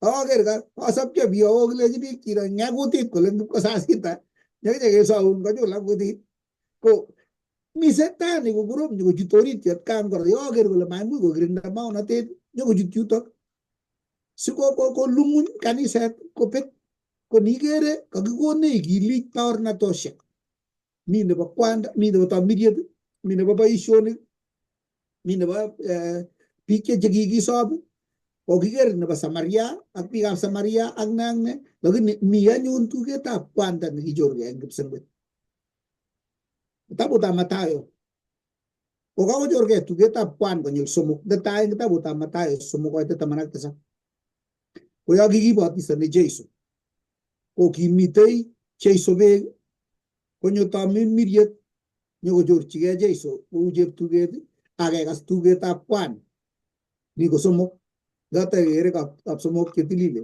mi kwan barak tu ge ni ge ta miriet u je tu ge ago mi Jesu be ngaliat aga ko ganyi ko kita buta Matayo tamanak tesap ko ten mut ko yagi mitei tulueta emiti yagi kimia Joana ak Petro as atuge go jorge Musa age wal Jesu nyoto tate aga stuge ten sengut ko le nigo weri new tamane new o kasi tinende ne boy ne bosomo ngita buta Joana tamana ga ko tetap tiptu moksisi ko giga sa Jesu ko ga gori Jerusalem ako iproinda na ako buat Yunani ko lagi mo jageger ako ko ko Jerusalem tatyo ko ger burget na banego ako ger ko lawendi ag ko letrani nito basa Jesu ko ako ko bijo ko taj Yunani ako ko le ba bigo ko juto ako ko big juto ko le kwan ituror gai neng ko le Jehova ka turor ako ta turori ko amu ka jor che murto iya ko yegi turore gai ne tap Jehova ko murto iya yegi ngabota ne me kasak tuge tap Jehova yega ko ta Jesus sawanda ni so bit ko togi tonda ako tebe tap Jehova ko le Jehova ne baiman ko Jehova ne gi chamme ko koyan go ta weri ni so bit ke sarwe turor gai ne nguti tap ebrane ko kai ne ko karekta atbe atelu na te tap chi gel tinye chi jo gai ne nagararan ko telu no chi jo to kitengsi ako iana lagini kango ge tau o tau ne luge no naganget o sokor ge setan ni sembut ako nga Jehova ako stagan ko mo ta tun chap ko le magian ko le Jehova ajoru ge sinyo bor iton danyu tatyo ko ge ringun gamugol ko le bayman Jehova anan may man setan ko ngumurto ya ki barta iton dap setan tuguk che giya jiweri tap Jehova nagiya inendet konde gumurto ya kipchungai ako ba isye piju tugulang lugo siya malaga isya ki isya inendet nagiya gipsem ko taging ut ko imenit asista maimu go geria indet kumi gumurto ya ko ta kena igele kagi parindet awuru mindet ko ngeten ko bete jintaune amu ki berber ge setan moy guye malaga isya ap jobo la lugo ni ga to i paiman ngoy to siman kolgol jobo ini naga amu go bigimina det solimba ikulu headquarters State House ke larat ni tugun so jega agi ay ngolin da chuma ginga to ga gi gay mawe ji tugul gilas misan ko girasista ara tos mpai man ngale jo mus mami cabinet ne de tori tuli ara ki no ene lagi ding nyeger tu ke gi ta Jason murto yat ko le mele shap jo ba ka maite ka gi ya groi ko ngeta ko pas ko gi guye kire gune ngore setan ip ko togi tonda nyigele ga gi ruminde tu au gi mokkinge no gi le na ja kemoje malaga isektul go uru kena igele ga uru ini ko uru nengo manyor go pare bi ka tilegate ko togi tonda nyi au gi tonda au togi tonda pcho bane ilen ma ko cham ji Jehova chame gi tyo ko te ge oten got ke je ge ot kro kat ko gon ge Jehova ko me aso ka bit ko ko ta sabonda ni na ba ko agi subject ko togi tonda Jehova ni murta ya ko agi ka le Jesu kele je kwanda ka toror aku ta torori ni murta ya na te ta kwan ko gimong kanyil sumo no tamune kurge na wangune ko kita buta Petro ne boyen again go de tamanak sabat tamanak susi Kokamwa yoto kole ako kikitach tekisto torornatet eng Jehova kwanda. Yekinyonji inendet tuget kobun kipsengwet ak lilindo nebo etunotet kole ni ko werinyu chamanenyu abaibai mising eng inendet. Ak yekas tugonoto kobun kipsengwet yekikimi koboto inendet eng tulwet ne tilil. Kounoto togunet eng kabatisanet, togunet eng tulwet ak togunet yekingewol sautik kosoe Jesu konekit kochortagei kimurtoiyot kotul tulwet ak kole totorori kokeny eng kimurtoiyot.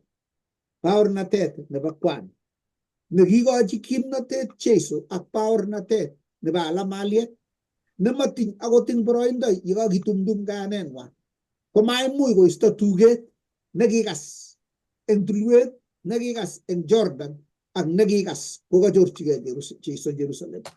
Tos kikekas togunet eng mugulelwekchok nekikotumdum musmuset age tugul nekitinye tatya kolumdech ak kimuch ketononji Jesu. Ngot koyesta amitwogik ak ngoroik akot ak kit age tugul ak telunotosiek ak somanosiek ak kit age tugul nekitinye ne nekonech keu chelumdootin eng kanetab eng kotab Jehova. Tos kikekas tugetab kwan eng mugulelwekchok. Makolen Jesu kityo ko werinyi chamanenyi. Ako kole akot ing inye nekaiyan Jesu kole ni ko werinyu chamanenyu, ni ko cheptanyu ne chamanenyu. Nematiny kawalak kaniset anan kawalak biik koesien ikase tugonoto bo Jehova kolen ni ko cheptanyu chamanenyu anan ko werinyu ne chamanenyu. Ngotebe mugulelwekchok yotok sikobit ketonon akot eng betusiekab yomsosiek ak kelisiosiek keechen. Kongoi. Tos mi kiy netese ng'olyo eng kebeberta nebo somok kasi. Ameche asoman kitabutab Romanik 8 kaitini ko 15 ak 16.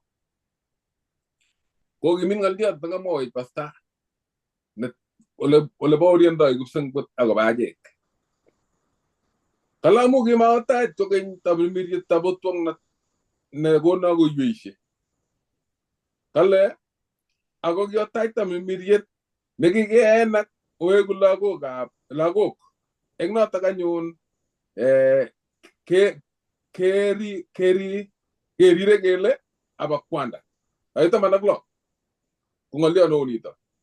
Kale baorieni tamirmiriet inendet ak tamirmirikyok kole ki lagokab Jehova. Amen. Ako ngo ki lagok ko ki chebunjin chebunjinech tugukab Jehova ak chebunjinech tuguk koboto Kristo. Ngot kenyolildosi koboto inendet sikitororech koboto inendet. Kale baorieni tamirmiriet inendet ak tamirmirikyok kole ki lagokab Jehova. Tamirmiriet inendet nekibaorian akobo Jesu kole ni ko werinyu chamanenyu abaibai mising inendet ko tamirmirinito kora nebaorieni ra kole ilakwetab Jehova. Mamite chi nebaorieni nguretab asista kole kalakwetab Jehova chichi kobate tamirmiritab Jehova. Ngabikose ko kasirto chi kelo yo komi anyun chichi oye kotepche chichi kotep kole bitun besho awe gaa ajinde kasirto chi konya kasirto chi kei ko chi nekicham kochomchome tugun chechi. Keng'alalas konu biik baornatet kobo biik alak chelelach ak katolyon ko kikona boroindo kitikin ng'alal ako kiasoman kurkai ale mamite chi eng achek nekirwokyini chechi koru. Ngo koru komite kokoe maiyek anan ko koru kokosomani bukuit ko mamite chi neingen let nebo chichi. Amu baorieni tamirmiriet inendet ak tamirmirietab chichi kole chichi ko lakwetab Jehova ngo aja. Tos baoriendoi ano tamirmirietab Jehova akobo inye. Tos une atebeng'ung kokeshachkei. Kei boroindo keshachkei asobit ketebe kele ndakikoindo boroindo tamirmirietab Jehova kobaorien akobo inye ko tos ne nemwoe akobo inye. Tos mwoe kole ni ko werinyu chamanenyu abaibai mising eng inendet. Kanoto nekameche ates. Amen. Amen. Takotese chi ng'olyo age. Abwati ale kakonyi yoto komi amu mami baornatet nesire noto ko tamirmiriet netilil. Ako akot nguno man nekai akot ing kaniset ko ngap nicham kelen you can fool everybody most of the time, you know. Lakini ngap koit koro you cannot fool everybody every time. Amu mi tamirmirietab Jehova and you cannot fool yourself. Nyenda ningen mulal da wugile genu kange bange tinyu no gi mu bok pangu talal ne bok pangu la ni ko rit mulal da nyu ko ka le no ye ta ko genu se ne oi to ko ngot ko mami ta mi tap Jehova atto mi mi rieng ne ba ori ne ko la we tap Jehova ko mami le ge sire ngap ko mi se ne bro inda na mana ji ge re nye ge ora mi sen au ko mo ta ri tap Jehova ko ila ko tap Jehova mu ngap ko mi bi che ki ga sakarat ko tungulen ko sis ko ngulen ko ma ko yan ko ko ay guji mat ga ko le jin Jehova ga nyo nga ko to yimi ge lakini ko bi taru ta cho banele stage ta to amu ge ay in Jesu ne chamane ko ngu tare te Jehova anga tai go ne tinde ne be kongo Kongoi kanetik chok tugul, kongoi kanetishet nekausisin. Kimi baornatet nebo biik chechang eng ra. Kou ye kakemwa kekas eng kanetik chetai, ko kakomwoiwech baornatosiek kosubkei ak biik chekituiyo ak Jesu. Nekit koumi eng betut nebo ang'wan baornatosiek chekakakekas ak baornatet nebo biik chechang. Bororiet neo nekanyokokas akobo Kristo Jesu. Kakekas komie eng kanetik chekobo tai chekamwoiwech akobo kasubet nekisub Jesu kotoune Johana ak alamalaikchik keba kebeberta nebo biik chekisubi Jesu amu kakas logoiwek chemiach. Alamalaik kibo Jesu ak kasubikab Johana kaityi nguno kakometo Johana boisiet kometochi Jesu. Eng baornatani ko kimi igorta neo ngisoman eng kitabutab Johana 7:37 ak 38 komwoe ng'alek cheu chu. Kale eng betut nebo let, betut neo nebo igorta, kotonon Jesu akomwa eng kutit neo kole ngwame chi melel konyonjo, inyo siye anan inyo sokoe. Betut neo ko igorta nekimi cham kotindoi Yahudik igorwek chechang. Igorta nguno ni ko igorta neo mising nekikure igorta nebo kerioshek. Kibwone lagokab Israel nyokotech hemainik, nguno kerioshek ko nekit kokergei ak hemait eng kutit nekasat eng biik. Kergei nguno ya kaba lagok chemengech chekure pathfinders Kamburi. Ipkoibe hemainik ak korik kotech korik kebeberwek ako kebeberta agenge. Lagokab Israel ko kibunu tokwek, chekibunu Palestine, chekibunu Jerusalem, chekibunu tokwek chekiterter. Ko kibwone kebeberta agenge nyokotechi lenye komenye sikobit kosuldae igorta. Eng korik ko kibetut nekio ako kibetut ne inegei nemeche kobarta Jesu kimnotetab Jehova nokekas eng kitabutab Johana. Chitonditab Jehova neu Jehova ak baornatenyi neu kong'ete kipsengwet. Eng teleletab Johana eng yu, eng teleletab Jesu eng yu eng 37 ak 38 ko kanyokoib akale kiwach eng kutit neo. Wakaneb kutit neo kabwoti ale ingele ngemwa kele kewach ko biik chewaktos mising ako ngonyoru kwonyik chechang yakekase eng yu kele ngowach chepyoso kekase kele kawakta ano, koyoptoi chepyoset age nin koyoptochin tulwet nin, koyapta nin kora koyopchi tulwet nin. Ko ngoyapta nin koker ko ki simetab betusiek chotok amu kikibire simet eng wakat. Jesu ko igorta neo nebo kerionok nekanyokobwa bororiosiek tugul eng tainyi. Ko ng'oliot netai nekamwa Kristo nekawach ko katelel komwa ng'alek ak kamiset nekikamwa eng betusiek chechang. Akole biik ng'oliot netai kot komi chi neame melel konyo akoe. Ko ngomwochi kakotoune korok eng yun ingen ile keimgei biik kabwatutik ak nautik akobo Jesu ini. Ng'alale Jesu makatiat, ng'alale bortonyi. Chito neka makatiat komakwame rubet. Nguno kanyo komwa melelda. Ak ingen ile ng'olole melelda kole meche biik beek. Mi biik kong'atet, kokobendat, kokometo korik, kakebai biik kole biik kimeche beek kerise. Amu eng kawaida ngobit amitwogik chakakinde meset, ikere kakonde chito beek kolech kono beek. Komi biik cheamisie ak koee beek. Ing yu kanyo kong'alal Jesu kolech kot komi chi naame melel. Kakoro nguno kole kakwomis bichu. Kowech sanit nguno kole makawomisie. Kot komi chi naame melelda anyun obwa oe. Ko ngimeche 38 kotokotebegei biik kole inendet nemwoe ng'alechu kale ko inendet komoenyi komang'une kondamatusiekab beek. Yani kanyo kowalak kingomwoe Jesu kolechi biik obwa eng ane. Katelelchin Jesu eng tulwet kole kokere biik chekatebe ng'ony. Amwoe biik kole kitindoi biik heshima nebo kwong'ut amu ng'alaletab Jesu ko kikim. Kakomutat Jesu. Mi alake chesuboti Jesu amu meche kwomis. Suboti alake Jesu amu kokinya. Suboti alake Jesu amu biik chemiondos. Ongen eng olimbo gaa kora eng kasarta age tugul abwoti eng kenyitab 1988 ko kimito amdoindet nekikure Ronald Bonge nekibunu Germany. Ko kiamda eng Nakuru. Kibwa biik eng tokwek tugul koba Afra Stadium eng Nakuru. Ko kingoba biik Nakuru ko kimuti biik chemiondos, Solomon, biik chekikakoilyo kelyek, biik chekikakoyachen borwek chekikisich koyach kutuswek ak chi age tugul nekimioni. Ko kingomwa Ronald Bonge komwochi biik kolech oye nam yotok ikose imioni.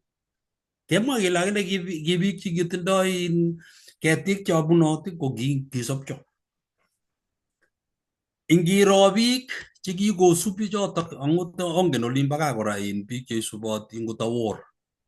Awor no eng kimnotenyi ko kikomaluch biik chechang. Ko ng'alaletab Jesu koter ak chu amu kanyo kobai korok akolech beek chebo sobon. Baornatet nebo Jesu komeise kobaorian biik eng beechu chemeche komwochi. Akamwochi Jesu kolech beek chokono ko beekab sobon. Kekochi sobondab koigeny ichek amu kamwa sirutikab Jehova kole inendet neiyono eng muguleldonyi ko kakonyor sobon nebo koigeny. Baornatet netindoi Kristo Jesu ko kakomuti biik koker tilyandit nemitei eng Jesu akong'et Jesu kokanapta bichotok eng kayanenwa kokanapchi Jehova. Sinai ile boisiet nebo Jesu ak Jehova ko agenge. Inendet ko makatiat. Nebo oeng, inendet ko beek chebo sobon. Kingokas biik ng'alek cheuchu ko ngisomanate akoi 53 ko kakobwa biik chechang kole biik alake ngumautiot nekikimwa ngisoman kitabutab nekibwote ng'atutik 18 kaitab 15 akoi 19 ko ng'ololi akobo Musa chekikakimwa eng maonatet ako kikakibaorian kele kergei ak Musa mautiot kinye. Nyokole alake achicha ni ko kergei ak Daudi amu laindab Daudi. Kolaja age tos mi kiy nekararan nemang'une Bethlehem olimbo Nazaret. Bororiet nguno katoi kong'alal biik. Ingen ngong'alal biik komi tamirmiritab Jehova kokoikoi mugulelwekab biik. Mi tamirmiritab Jehova koistoi kit nekoingen biik akobo Jesu sikobit konyor kit nelel nebo Kristo Jesu netindoi kimnotetab Jehova ak baornatet nebo iman. Kingokong'alal biik kotebegei chechang kole tos kokoyan ngot parasaik. Ngisoman 48 ak 49 eng kitabutab Yohana 7 kamwa kole tos kokoyan inendet age eng baunik anan eng parasaik. Ingen ng'alal biik kole tos kokoyan parasaik amu kikiker parasaik kele biik chekibo dini, biik chekibo baornatet nebo sirutik. kele tos kokoyan bichu, tos kokoyan icheket, anan tos kokoyan baunik ni kandoik akobo Kristo Jesu ni sikobit keyan. Ingen ile mi biik chebimonegei biik alak. Ngoyan kandoindet age kolen alak kot kakoyan kandoindet nini kotokonee netekeyoe, makisubi kityo. Mi biik alake chekikoek kipimo nebo biik. Ingomwa ngong'et nguno ko makergei ak siasa. Siasa sinye kebore ingiberbergei kabisa iwe sang anan ter nebo biik ak kibunu kokwonotok ako chichotok kang'et kobo yotok koborin choronokuk. Tia biik chekikebar betusiechu amu maisubanum, amu kole ateleli ing kit notindoi. Bichu kokakomwa kele kakoyan Parasaik une baunik amu Parasaik ko biik kocham kopimoni akobo ng'alekab kipsengwet anan ng'alekab Mungu. Nebo aeng, mi baunik chekokoyan ng'alechu kele kot kakoyan chotok akakeyan komakomi kiy netekekire. Koi baunatet nebo Nikodemo kele kot kakoyan baunindet nekure Nikodemo ako kiwo kemboi korok. Kole biik achicha biikyo anga oi kito nebo iman. Ingel baunatet nebo biik ko kakikwei biik chekokokas ng'alechu akokoyan sikobit koyatak mugulelwekab icheket chekokosub kityo morondut nekisuboti Jesu amu moet.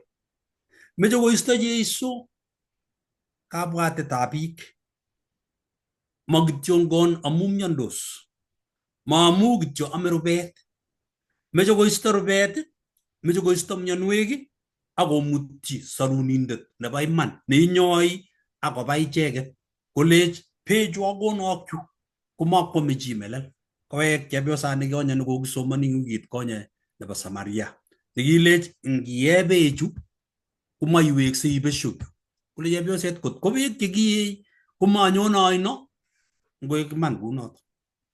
Baornatet nebo bichu ko baornatet nekatebegei ing mugulelwekwak eng sobonwekwak kole kot komi biik chekokoyan akobo Kristo ko ane simayan.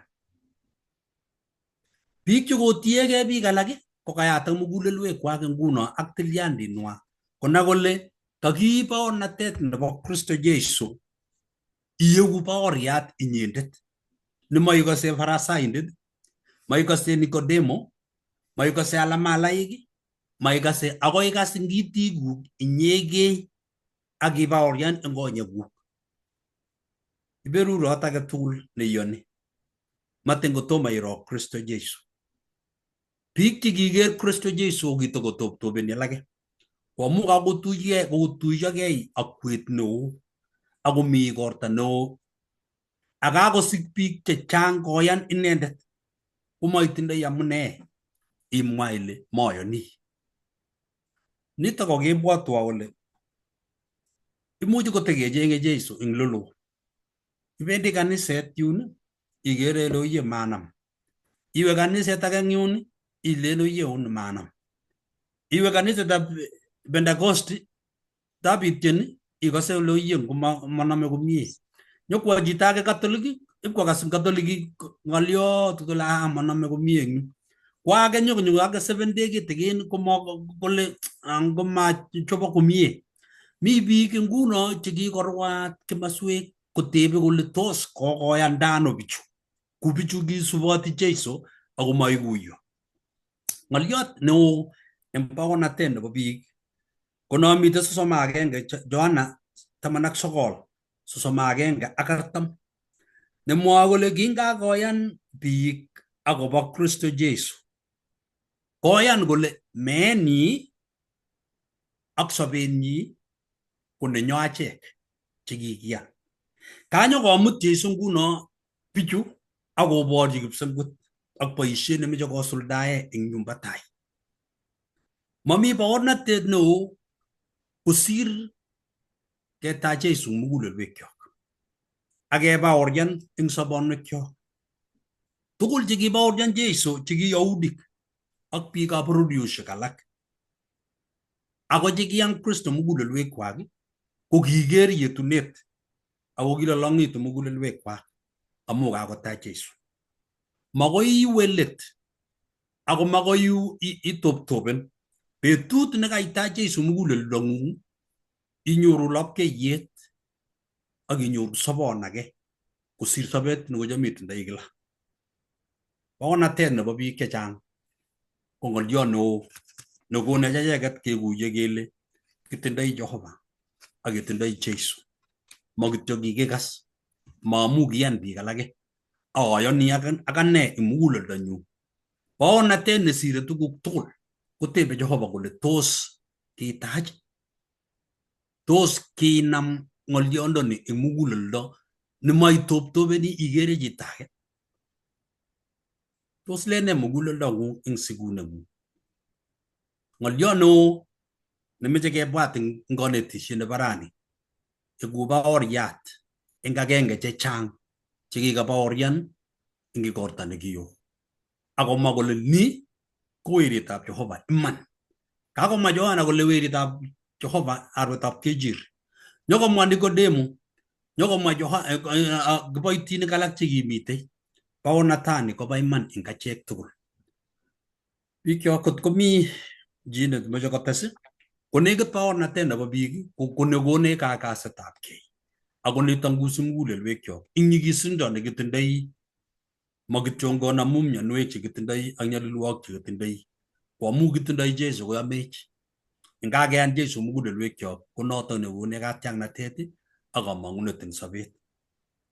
Ameche akochi kiboitinik chemitei sikomwa chi lekokasta kityo nekit dakikayat agenge lekokasta ng'olyondoni. Ameche ataune arap Maru. Kongoi pastor eng boroindo nekekono. Kaker akanetkei kit agenge neo nekangong'alal kiboitiot Johana akole kimongen ako kinyokonai konyor kakuyet nesirtoi mising ko kabaorian Miriet akobo Jesu. Atebekei akine ale tos angen Jesu nang'alale kotie kotugul? Tos ingen inye Jesu neng'alale kotie kotugul? Asa kipsengwet alechi kokono kimnatet ak Miriet sikokono kakuyet nebo orit. Siang'alali akobaorian akobo Jesu, abaorian akobo Jesu nangen ako nekiatach eng sobenyu. Simamwa eng kutinyu buch ako siamwa Jesu nangen ako natinye tilyandit nebo iman koboto inendet. Kongoi mising Lilian. Kongoi mising, abwoti ale chang kanetisioshek chekakenyoru. Ko nekanyoru ko ng'oliot iyai boisiet nekikikonin kou Johana ko ilabat ak imwaite. Ako yeikeskei betut nekait betung'ung koek eng kipsengwet netun inyoru ak inyoru melekto nebo koikeny. Ko kanyoru yani boiboiyet neo simatiny amu ngap imeche iyai ni ak ni ak ni ak ni, lakini ngitonone kito agenge nekonin kipsengwet ko yeking'et karon ilechi Jehova ano oleimeche awo rani, ng'o chito agenge neimeche ang'ololchi ra, ng'o sikoborun koek kipsengwet nekakonech tamirmiriet kou yakinyonchi Jesu tamirmiriet kokonin koek inendet neng'ololun sikobit iyai boisiet neindoun kou kikochi Johana. Ko akere kabaibaitu eng noto. Kongoi mising Evelyn. Kongoi, kanetkei eng yu ale ikikelewen Kristo ko kit nemanyumnyum mising saa zingine ko ngap komi tugun cheyaakse eng sobonwekyok chemakimuchi keelewan, chemakimuchi kikuye, ko tos ng'o nekewechini? Tos kitebi akenai kele chorwenyo Jesu komuchi konyitwech tuguk chemakikuitosi ako tuguk tugul kemuchi keipchi Jesu anan kibechini ng'o? Kongoi. Kongoi Pastor Sami. Kongoi amu boroindo akine. Ko kit nekanetkei eng tuguk chechang chekakemwa ko baornatetab Mungu netilil ak nebo kwanda. Tos baoriani kwanda ak tamirmirikyok? Tos baoriani tamirmirietab Jehova ak tamirmirikyok? Tos baoriani ng'oliotab Jehova ne sirutikab Jehova ak tugul cheimutech kole kikonai chichi Jesu ako kikotebi ak Jesu? Anan tos kiberberigei ako kamakitinye baornatet neyome? Tos abaoriat neyome nekere biik ako ker kole iman ter atebetab chichitab kona Jesu, tinye kaminginetabkei akot togu itondab kwanda eng mugulelwekwak ak eng konyik. Ngotoretech Jehova sikonyiyech baornatet neikochin mugulelwekyok kolumdagei akowalech sikeku baoriat neibortoi togetab Jesu ak Jehova nenyo ak itondanyi. Kongoi mising, kongoi kiboitinik tugul, kongoi ngachek chekakemwa akobo baornatani. Ngoek iman ng'olyondoni kiketach, ngoek iman ko baorian eng atebet, eng kayanenyo, eng kaguyenyo. Amu tun kotebene Jesu kole kingokas ng'alechu ko tos kibaoriane, tos kiwal ng'olyondoni koek neng'ung akoek ng'olyot nemakobo biik chechang. Amu tab kole biik ni kayanetab kabanum, ni kayanetab anum. Kakure Jehova sikobit keyan Kristo Jesu akeiku baorinik iman nebo inendet. Makesishe ongemwochi alak chetom kokas ng'alechu. Amu muchi ng'ololjini chito age rani ko mutai komakomi chichoto. Ko kongoi eng inendet nebaoriani ng'olyondoni eng atebet, eng ng'alalet, akimwochi choto kosik akotach Jesu inoto. Chekabit kwaak, imuchi kobit meet anan kobit ki nyasutiet nekabit akoistogei chichoto. Matkeib kityo chekichongonini biik eng betusiek chekakosirto chito ako makichangan kesoru chichoto kotomo kwo. Ko ngotorete Jehova keiku baorinik chebo iman. Lesson nebo wikit nenyone ko kimi lesson nebo 7 nemwoe kole iberurot age tugul neiyoni. Kakibe mising nguno ng'olyo kakitare rani ng'olyot nebo kayanet nebo iman. Ko wikini nyone ko iberurot chi age tugul neiyoni. Neiboru kele angami kaberuret eng kayanenyu kotogotin ak tugul ngoberurot Jehova, ngotes Jehova kimnotetab ng'olyondenyi eng achek sikeiku baorinik chebo iman. Ongesa Kiptayat Kamuktaindenyo, Jehova nebo kalyet, inyendet nebo iman ne eng betusiek tugul ko kieku baoriat nenyo nebo iman.